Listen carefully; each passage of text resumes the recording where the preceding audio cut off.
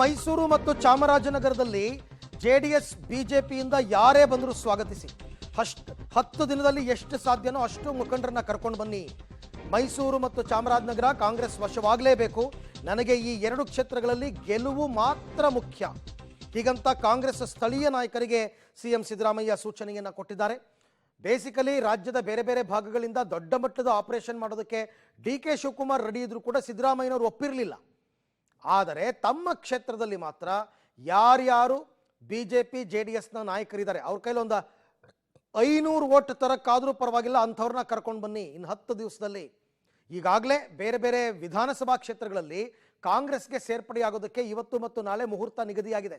ಚಾಮರಾಜ ಕ್ಷೇತ್ರದಲ್ಲಿ, ನರಸಿಂಹರಾಜ ಕ್ಷೇತ್ರದಲ್ಲಿ, ಎಲ್ಲ ಕ್ಷೇತ್ರದಲ್ಲೂ ಕೂಡ ಬಿಜೆಪಿಗೆ ಕಾಂಗ್ರೆಸ್ಗೆ ಸೇರ್ಪಡೆಯಾಗ್ತಾ ಇದ್ದಾರೆ ನಾಯಕರು. ಅದನ್ನು ಇನ್ನೂ ಹೆಚ್ಚು ಮಾಡಬೇಕು ಅಂತ ಟಾಸ್ಕ್ ಕೊಟ್ಟಿದ್ದಾರೆ ಮುಖ್ಯಮಂತ್ರಿಗಳು. ಈ ಎಲ್ಲ ವಿಚಾರಕ್ಕೆ ಸಂಬಂಧಪಟ್ಟಂತೆ ಮತ್ತಷ್ಟು ಮಾಹಿತಿ ನನ್ನ ಕೊಲೀಗ್ KP ನಾಗರಾಜ್ ಮೈಸೂರಿನಿಂದ ನೇರ ಸಂಪರ್ಕಕ್ಕೆ ಸಿಗ್ತಾ ಇದ್ದಾರೆ. KP, ಡಿ.ಕೆ. ಶಿವಕುಮಾರ್ ಅವರು ರಾಜ್ಯಾದ್ಯಂತ ದೊಡ್ಡ ಮಟ್ಟದಲ್ಲಿ ಆಪರೇಷನ್ ಹಸ್ತ ಮಾಡೋದಕ್ಕೆ ಹೋದಾಗ ಅದನ್ನು ತಡೆದಂಥವರು ಮುಖ್ಯಮಂತ್ರಿಗಳು, ಬೇಡ ಅಂತಂದ್ಬಿಟ್ಟು. ಆದರೆ ತಮ್ಮದೇ ಕ್ಷೇತ್ರದಲ್ಲಿ ಎಷ್ಟು ಜನ ಬಂದರೂ ಕೂಡ ಅವ್ರನ್ನ ಪಕ್ಷಕ್ಕೆ ಸೇರ್ಪಡೆ ಮಾಡ್ಕೊಳ್ಳಿ ಅಂತ ಹೇಳ್ತಾ ಇದ್ದಾರೆ.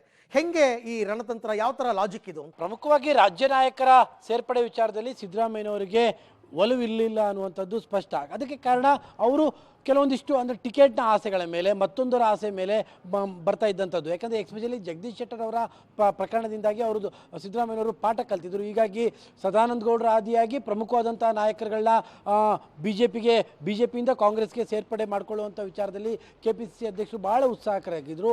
ಆದರೆ ಅವರು ಹೀಗೆ ಬಂದು ಹಾಗೆ ಹೋಗ್ಬಿಡ್ತಾರೆ ಅನ್ನುವಂಥ ಒಂದು ಉದ್ದೇಶದಿಂದಾಗಿ ಸಿದ್ದರಾಮಯ್ಯನವರು ಅದಕ್ಕೆ ರೆಡ್ ಸಿಗ್ನಲನ್ನು ಕೊಟ್ಟಿದ್ದರು. ಆದರೆ ಮೈಸೂರು ಮತ್ತು ಚಾಮರಾಜನಗರದ ಲೋಕಸಭಾ ಚುನಾವಣೆಯ ಕ್ಷೇತ್ರಗಳ ಹಿನ್ನೆಲೆಯಲ್ಲಿ ಅವರ ಒಂದು ಟಾರ್ಗೆಟ್ ಇರುವಂಥದ್ದು ಅವರು ವೋಟ್ ಬ್ಯಾಂಕನ್ನು ತರುವಂಥವ್ರಾಗಬೇಕು.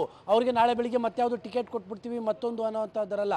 ಅವರು ನಾಳೆ ನೀವು ಕರ್ತ್ಕೊಂಡು ಬಂದು ಅವರು ಒಂದಿಷ್ಟು ವರ್ಷಗಳ ಕಾಲ ದುಡಿದು ತದನಂತರದಲ್ಲಿ ಬೇರೆ ವಿಚಾರವನ್ನು ನೋಡಿದ್ರಾಯ್ತು ಅನ್ನುವಂಥ ಲೆಕ್ಕಾಚಾರದ ಮೇಲೆ. ಅಂದರೆ ಆ ಆಪರೇಷನ್ ವಿಚಾರಕ್ಕೂ ಈ ಆಪರೇಷನ್ಗೂ ದೊಡ್ಡ ಮಟ್ಟದ ವ್ಯತ್ಯಾಸವಿದೆ. ಅಲ್ಲಿ ದೊಡ್ಡ ನಾಯಕರ ಸೇರ್ಪಡೆಗೆ ಅವರು ವಿರೋಧ ಇದ್ದಂಥದ್ದು. ಇಲ್ಲಿ ಸ್ಥಳೀಯ ಮುಖಂಡರುಗಳ ಸೇರ್ಪಡೆಗೆ ಅವರ ಯಾವುದೇ ರೀತಿಯಂಥ ವಿರೋಧ ಇಲ್ಲ. ಅದಕ್ಕಾಗಿಯೇ ಅವರೊಂದು ಮಾತು ಹೇಳುವಂಥದ್ದು, ನಿಮ್ಮ ಜಗಳದ ಹಿನ್ನೆಲೆಯಲ್ಲಿ ಅವರು ಈ ಪಕ್ಷಕ್ಕೆ ಬರೋದು ಬೇಡ ಅನ್ನುವಂಥ ತೀರ್ಮಾನಕ್ಕೆ ನೀವು ಬರೋದು ಬೇಡ. ಯಾಕೆಂದರೆ ಮೈಸೂರು ಮತ್ತು ಚಾಮರಾಜನಗರ 2 ಕ್ಷೇತ್ರಗಳಲ್ಲಿ ನನಗೆ ಗೆಲುವು ಮಾತ್ರ ಮುಖ್ಯ. ನಿಮ್ಮ ಸಮಸ್ಯೆಗೋಸ್ಕರವಾಗಿ ಅವರ ಸೇರ್ಪಡೆಯನ್ನು ನೀವು ತಡೆಯೋದು ಅಂಥದ್ದು ಬೇಡ. ಈ 10 ದಿನಗಳಲ್ಲಿ ಅಂದರೆ ನಾಮಿನೇಷನ್ ಪ್ರಕ್ರಿಯೆ ಎಲ್ಲವೂ ಮುಗಿಯುವಂಥ ಈ 10 ದಿನಗಳ ಒಳಗಾಗಿ ಯಾರ್ಯಾರನ್ನ ಸೇರಿಸ್ಕೋಬೇಕು ಅವರೆಲ್ಲರನ್ನೂ ಕೂಡ ಸೇರಿಸ್ಕೊಳ್ಳಿ ಅನ್ನುವಂಥದ್ದನ್ನು ತಿಳಿಸಿದ್ದಾರೆ. ಪ್ರಮುಖವಾಗಿ ನಾಳೆ KR ಕ್ಷೇತ್ರದಿಂದ ರಾಜೀವ್ ಅವರಿರ್ಬೋದು ಮತ್ತು JDSನಿಂದ ಮಹಾನಗರ ಪಾಲಿಕೆಯ ಮಾಜಿ ಸದಸ್ಯ ಮಲ್ಲೇಶ್ ಇರ್ಬೋದು, ಹೀಗೆ ಪ್ರಮುಖವಾದಂಥ ನಾಯಕರುಗಳು ಈಗಾಗಲೇ ಬಿಜೆಪಿಯಿಂದ ಕಾಂಗ್ರೆಸ್ಗೆ ಸೇರ್ಪಡೆ ಮಾಡೋದಕ್ಕೆ ರೆಡಿ ಆಗ್ತಾ ಇದ್ದಾರೆ.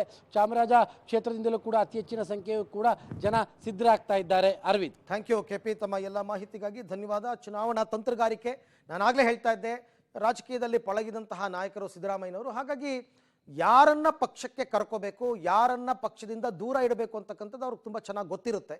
ಹಾಗಾಗಿ ಸ್ಥಳೀಯ ನಾಯಕರಿಗೆ ಹೆಚ್ಚಿನ ಆದ್ಯತೆಯನ್ನು ಮುಖ್ಯಮಂತ್ರಿ ಸಿದ್ದರಾಮಯ್ಯನವರು ಕೊಡ್ತಾ ಇದ್ದಾರೆ.